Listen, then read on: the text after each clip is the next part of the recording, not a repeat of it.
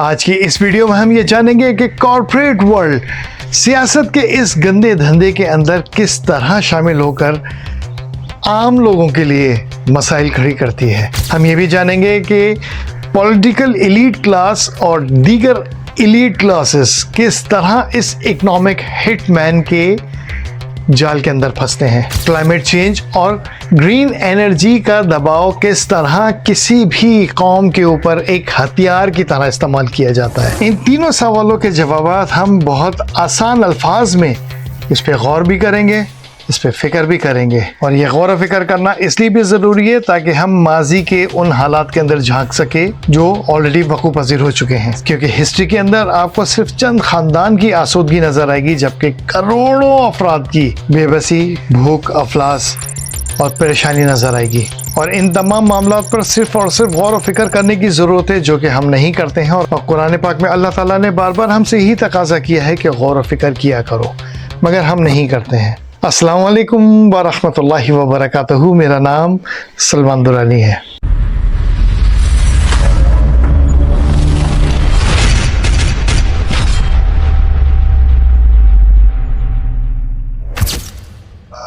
क्या आपने कभी सोचा है कि इस मौजूदा जदीद दौर के अंदर टैंकों की, फाइटर जेट्स की या बहुत सारे फौजी असलहे की ज़रूरत नहीं होती, ना ही जंगों की ज़रूरत होती है।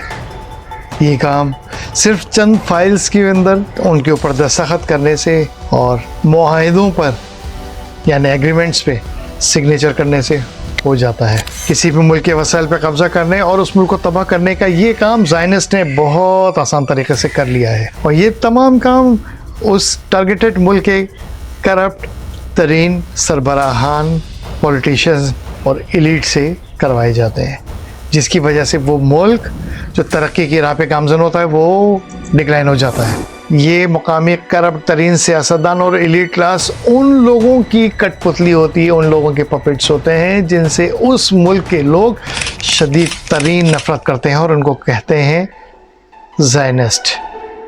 इन ज़ायनिस्टों से बहुत नफरत की जाती है, मगर बहुत सारे लोग इन ज़ायनिस्टों को या उस हवाले से जो टर्म है उसको नहीं जानते हैं। ये वो लोग हैं जिन्होंने दुनिया के बड़े बड़े वसाइल के ऊपर कब्ज़ा किया हुआ है और लोगों को प्रॉब्लम क्रिएट कर रहे हैं।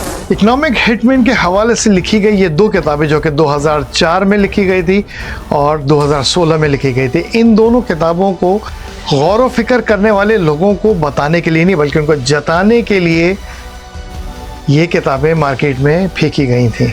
और इन दोनों किताबों के अंदर इकोनॉमिक हिटमैन का सिर्फ 40% मॉडल बयान किया गया है, जबकि 60% हिडन है।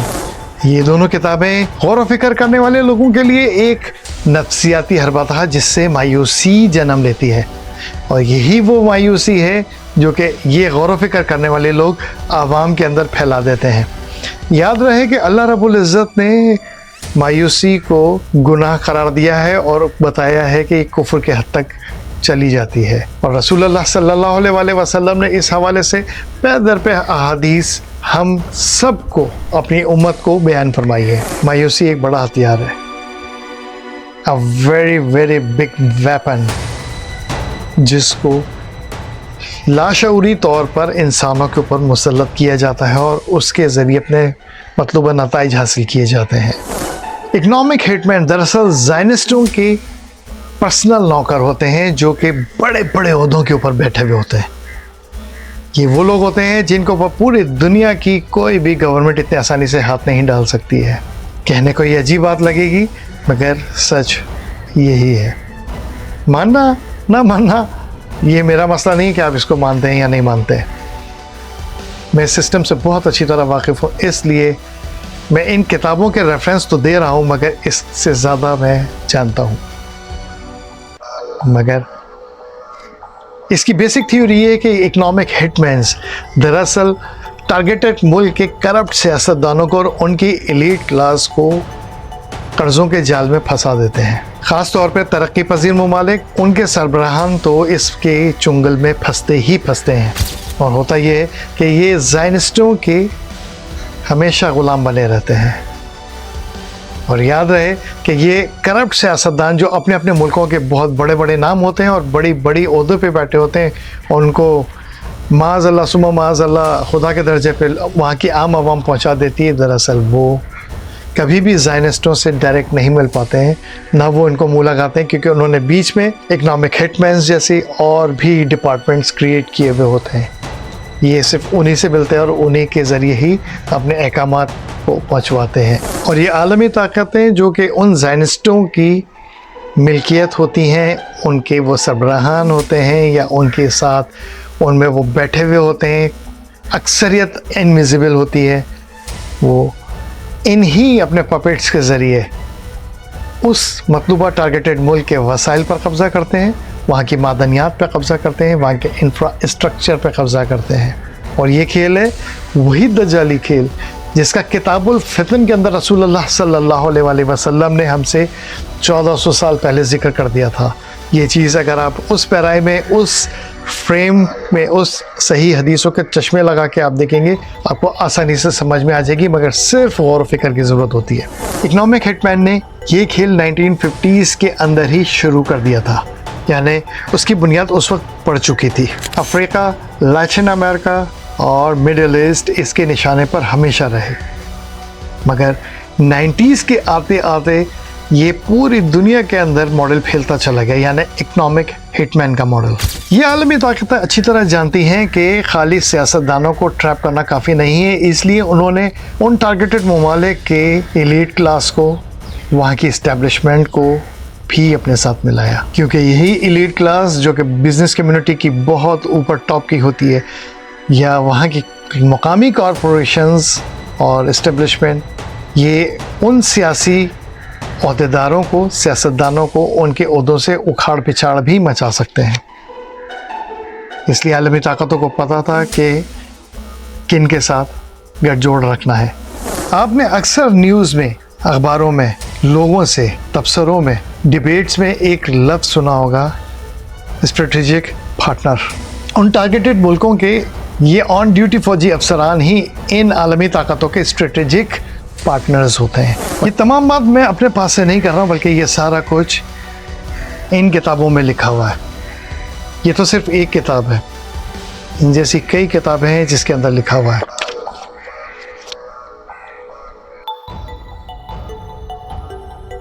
और इस स्ट्रेटेजिक पार्टनरशिप के अंदर जंगी ताउन, असलहा ख़रीदने और बेचने के मुआहदात, एडवांस टेक्नोलॉजी या एडवांस कोर्सेज करने के लिए उन आलमी मुल्कों के अंदर जाके कोर्सेज करना भी शामिल होता है। रिटायरमेंट के बाद यही जनरल्स कॉरपोरेट बोर्ड का हिस्सा बन जाते हैं और फिर कॉरपोरेशंस के साथ, जो कि आलमी भी होती हैं और लोकल भी होती हैं, उनके साथ मिलकर, बल्कि घुल मिलकर उस आलमी नेटवर्क का हिस्सा बन जाते हैं जिसमें उनको मरते दम तक फ़ायदे हासिल रहते हैं। ये वो मशहूर नेटवर्क्स होते हैं जिसको एक आम आदमी तो क्या, बड़े बड़े लोग, बड़े बड़े एलीट क्लास भी इसके नाम से ही इसकी वाह करने लगते हैं, जबकि ये सारा खेल एक दज्जाली निज़ाम के अंदर पनाह है।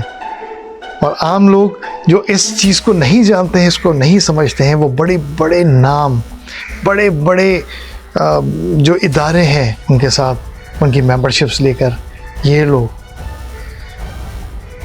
और ये बड़े बड़े नेटवर्क्स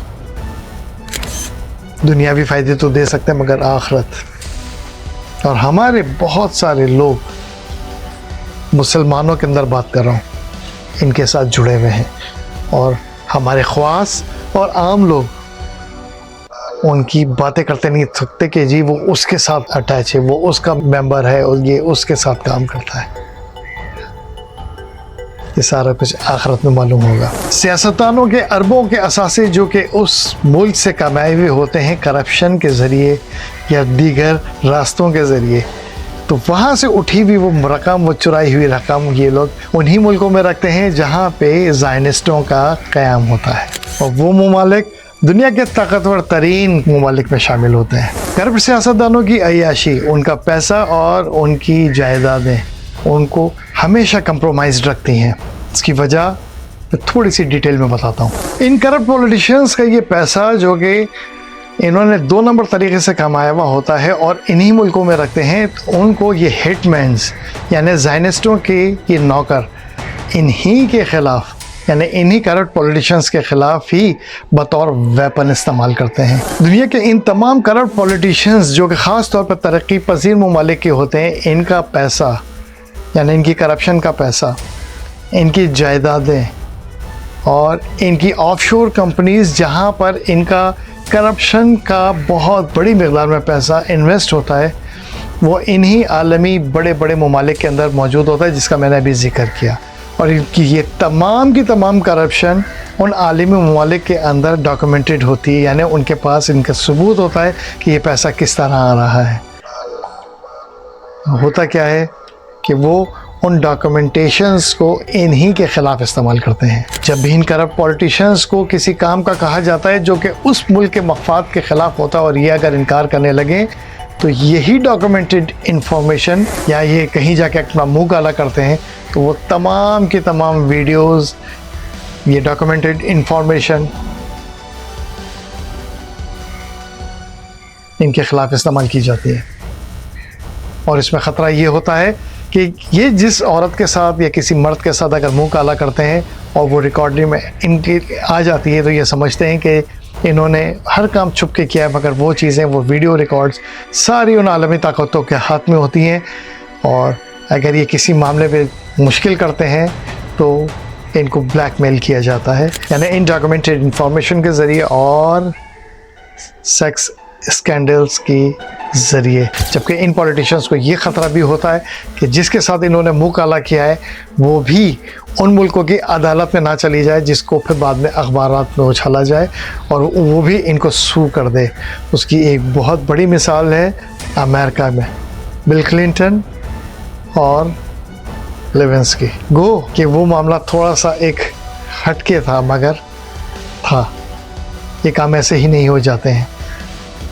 याद रहे कि दुनिया के बड़े बड़े ममालिक के सुदूर भी पपेट्स हैं, असल खेल बिहाइंड द सीन होता है। तो ये करप्ट पॉलिटिशियंस अगर किसी भी मामले में अगर इनकार करते हैं तो होता ये है कि इनके असासे, इनके बैंक अकाउंट्स, इनकी मनी लॉन्ड्रिंग, ये सारा कुछ लीक्स के ज़रिए बाहर आ जाता है। बैनुल-अक़वामी इदारे इन करप्ट सियासतदानों के सामने इनके करप्शन के सबूत रख देते हैं और फिर अपनी मुसल्लत की गई पॉलिसीज़ इनके सामने रख के कहते हैं कि इसको अपने मुल्क के ऊपर लागू करो। अपने इन पॉलिसीज़ को लागू करवाने के लिए जो दबाव डाला जाता है, इसके साथ साथ इन करप्ट पॉलिटिशियंस को इनके अपने मुल्क के अंदर और जिन ममालिक में इनके एसेट्स होते हैं वहाँ पर कोर्ट्स के अंदर इनके करप्शन के केसेस और दीगर केसेस को खोल दिया जाता है, जो एक झटका होता है ताकि ये लोग फ़ौरन बात माने। ये डिपेंड करता है कि वो पॉलिसी कितने जल्दी उस मुल्क के अंदर इम्प्लीमेंट करवाना चाहते हैं। ये सारा कुछ डिपेंड करता है उसके ऊपर। इसीलिए इन करप्ट पॉलिटिशियंस के पास IMF और वर्ल्ड बैंक की शराइत को मानने के अलावा कोई चारा नहीं होता। इनको ये शराइत माननी होती है। अरबों डॉलर जो अपने ही मुल्क से लूट कर ये पॉलिटिशियंस बाहर दूसरे ममालिक में शिफ्ट करते हैं, इनके पास किसी भी किस्म का कोई भी अखलाक़ी जवाज़ ही नहीं बचता कि वो इन बड़े बड़े आलमी इदारों को ये चैलेंज कर सकें कि जी आप हमारे मुल्क के साथ गलत कर रहे हैं। क्योंकि आलमी इदारों में बैठे हुए इन ज़ायनिस्टों को अच्छी तरह इल्म होता है कि ये करप्ट पॉलिटिशियंस अपने ज़ाती मफाद की खातिर मुल्क को कुर्बान कर सकते हैं और ये इन किताबों के अंदर लिखा हुआ है कि उन्होंने ऐसा ही किया। करप्ट पॉलिटिशियन अच्छी तरह जानता है और डरता रहता है कि बाहर पड़े हुए इसके पैसे, इसकी प्रॉपर्टी, इसके बच्चों की प्रॉपर्टी, उनके बिजनेसेस, उन सब को वहाँ की मुल्क जब्त कर सकता है, फ्रीज़ कर सकता है। इसलिए वो इस डर के अंदर इन लोगों के साथ कंप्रोमाइज़ हो जाता है। यही हिटमैन इन करप्ट पॉलिटिशियंस को सपोर्ट भी करते हैं और लालच भी देते हैं कि तुम हमारे काम को करो, हम तुम्हें तुम्हारे पसंदीदा तरीन मुल्क के अंदर ना सिर्फ सपोर्ट करेंगे बल्कि उसको तुम्हारे लिए एक सेफ हेवन भी बनाएंगे।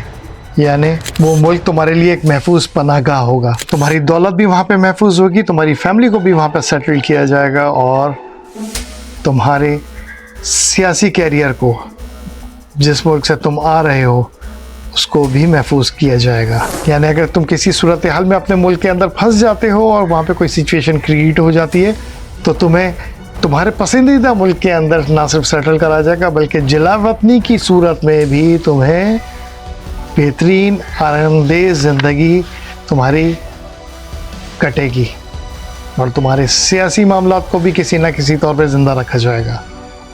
ये है इकोनॉमिक हिटमैन का मॉडल।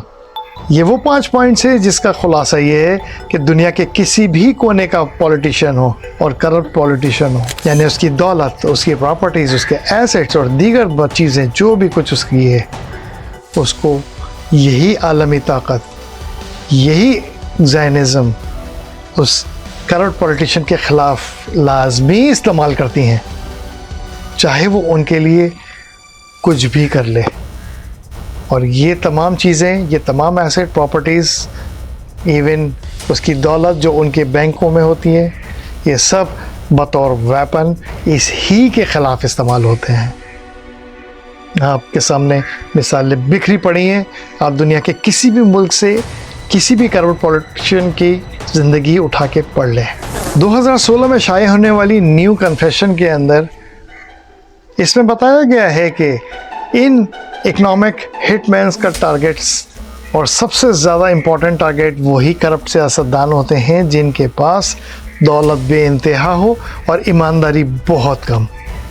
ये लोग उसी को अप्रोच करते हैं और इसी को टारगेट करते हैं और ये सबसे ज़्यादा आसान शिकार इन्हीं इकोनॉमिक हिटमैन का होते हैं। ये इकोनॉमिक हिटमैन किसी भी मुल्क के अंदर जब भी काम करते हैं तो उस मुल्क के अंदर मौजूद ख़राब तरीन, करप्ट तरीन, जाहिल तरीन अफराद को कौम के ऊपर मुसल्लत करते हैं और वो करप्ट तरीन अफराद, जाहिल तरीन अफराद उस मुल्क की इकॉनमी को बिठाते ही चले जाते हैं। ये तमाम फैसले इस हिटमैन जॉन पर्किंस ने ये 2 किताबें तहरीर की हैं और इन दोनों किताबों के मुताबिक इस सारी गेम के अंदर उस मुल्क के करप्ट पॉलिटिशियंस ही अहम किरदार अदा करते हैं और उसने बतौर हिटमैन ये 4 काम किए। नंबर 1, बड़े बड़े इंफ्रास्ट्रक्चर्स के ख्वाब दिखाकर उसने इन पॉलिटिशियंस को फंसाया। मुल्क तरक्की करेगा, आवाम खुश होगी और आपकी शोहरत में इजाफा होगा। ये वो ख्वाबों के चूरन थे जो इसने इन्हीं करप्ट पॉलिटिशियंस को चटा चटा कर उनको फंसाया और इसके बाद वादे, कमीशन और करप्शन, ये तीनों से ये करप्ट पॉलिटिशियन लीडरान मुस्तफ़ीद हो जाते हैं। ये करप्ट पॉलिटिशियन आलमी मालियाती इदारों के एजेंट्स के तौर पर काम करते हैं। ये सुनने में तो बात बड़ी ही अजीब लगेगी मगर ऐसा ही है क्योंकि इनको वो लोग अपना एजेंट्स ही तस्वुर करते हैं, यानी दरमियानी किरदार अदा करने वाले। और इसी हिटमैन जॉन पर्किंस के मुताबिक ये एजेंट्स अपने मुल्क की पॉलिसीज़ को इन आलमी मालियाती इदारों, वहाँ की कॉरपोरेशंस और मगरिबी ताकतों के लिए बदल डालते थे। बज़ाहिर अपने मुल्क के लिए काम करने वाले ये पॉलिटिशियंस दरअसल उन्हीं आलमी ताकतों के लिए काम कर रहे होते हैं और उन्हीं बैरूनी ताकतों को फ़ायदा पहुंचा रहे होते हैं। सद्दाम हुसैन, उमर तोरिकोस और जिम रोल्डस, ये 3 वो अफराद थे जिन्होंने हिटमैन्स की पॉलिसीज़ को न सिर्फ रद्द किया बल्कि इनके ख़िलाफ़ भी गए। इन्हें पहले रिश्वत और ज़ाती फ़वाइद की पेशकश की गई, फिर ब्लैकमेलिंग हुई, मीडिया प्रोपेगेंडा खड़ा किया गया इनके ख़िलाफ़ और फिर सियासी अफरा तफरी इन्हीं के ख़िलाफ़, इन्हीं के मुल्क में मचाई गई। और उसके बाद भी ये लोग नहीं माने तो फिर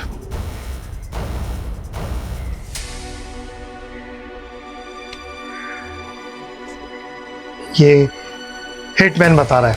ये करप्ट पॉलिटिशियंस अपने ही लोगों को तरक्की के नाम पर टोपी पहनाते हैं कि ये तमाम कर्जे और मंसूबे सिर्फ आप ही के लिए हैं।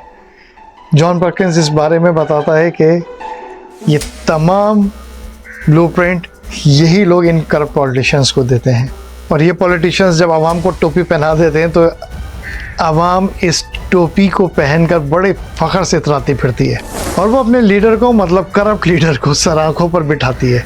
मगर ये वो जाल है जिसमें ये आवाम और उनकी नस्लें बुरी तरह फंस चुकी होती हैं। मगर उनको पता ही नहीं चलता और फिर इनकी नस्लें भी इस जाल से बाहर नहीं निकल पाती हैं। हिटमैन्स के अंदर एक लफ्ज़ मशहूर है, पुल, ब्रिज। हिटमैन इन्हीं करप्ट पॉलिटिशियंस को आवाम और आलमी मालियाती इदारों के दरमियान ब्रिज कहते हैं, यानी पुल। ये इन दोनों के दरमियान वो पुल होता है जिनके ज़रिए आवाम को कर्ज़ों में फंसाया जाता है। यही हिटमैन इन करप्ट पॉलिटिशियंस को दरवाज़ा भी कहते हैं, जो कर्ज़ों में फंसाने वाला होता है, और यही पॉलिटिशियंस ये दरवाज़ा खोलते हैं। एक और सवाल ये भी उठता है कि किस तरह बैनुल-अक़वामी कॉरपोरेशंस उस मुल्क के करप्ट पॉलिटिशियंस से उस मुल्क की पॉलिसीज़ को लेकर अपनी मर्ज़ी से मुसल्लत करती हैं।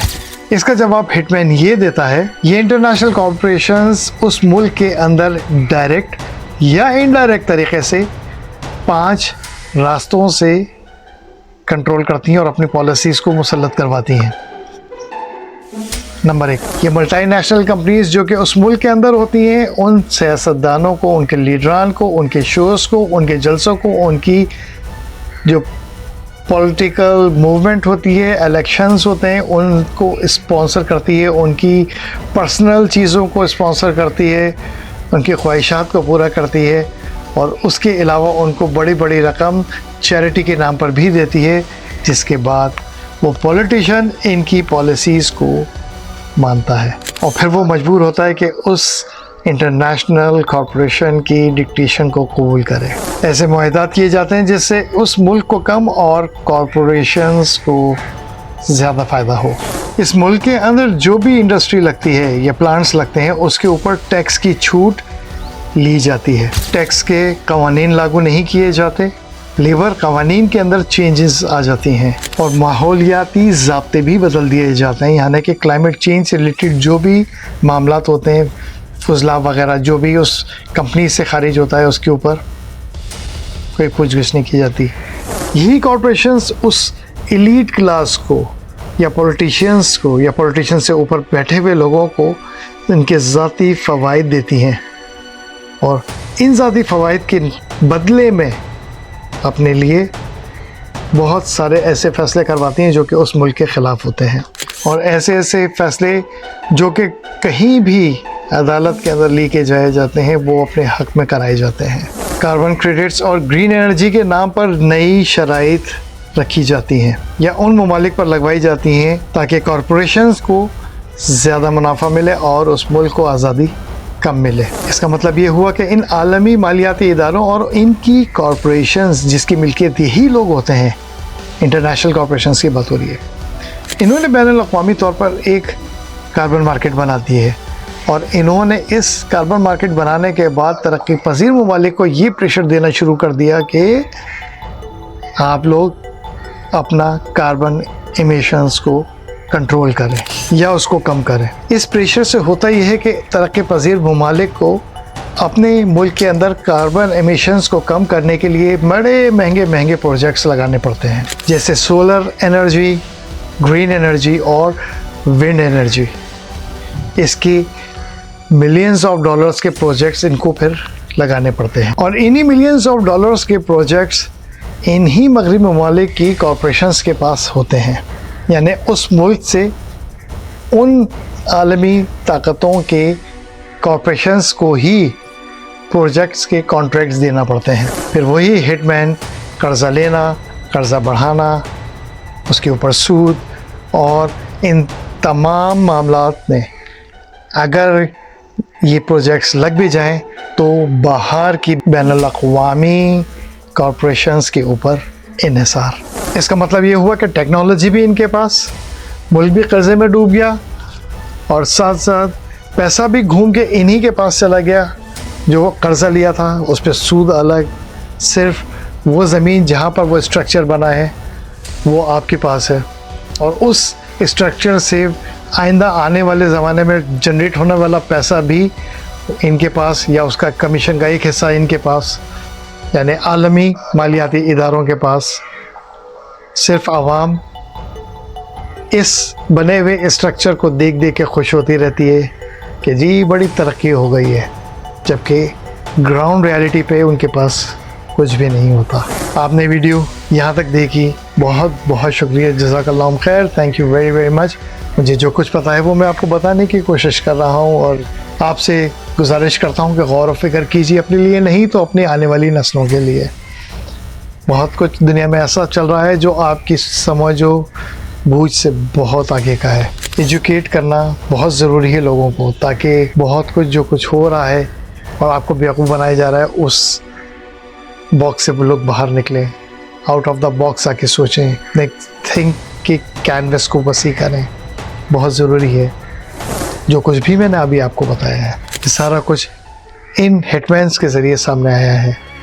इस वक्त सवाल ये नहीं है कि दुनिया इकोनॉमिक हिटमैन के मॉडल पे चल रही है, बल्कि सवाल इस वक्त ये उठता है कि हम सच को कब समझेंगे। ताकत का ये खेल हमारे ऊपर बहुत तेज़ी के साथ मुसल्लत किया जा रहा है और इस वक्त डिपेंडेंसी हम लोग करते चले जा रहे हैं और ग़ुलामी की तरफ बढ़ते चले जा रहे हैं। बहुत ज़रूरी है कि चीज़ों को फोकस किया जाए। अपने घर वालों का ख्याल रखिएगा। इंशाअल्लाह मिलते हैं किसी दूसरी वीडियो में। अस्सलाम वालेकुम व रहमतुल्लाहि व बरकातुहू।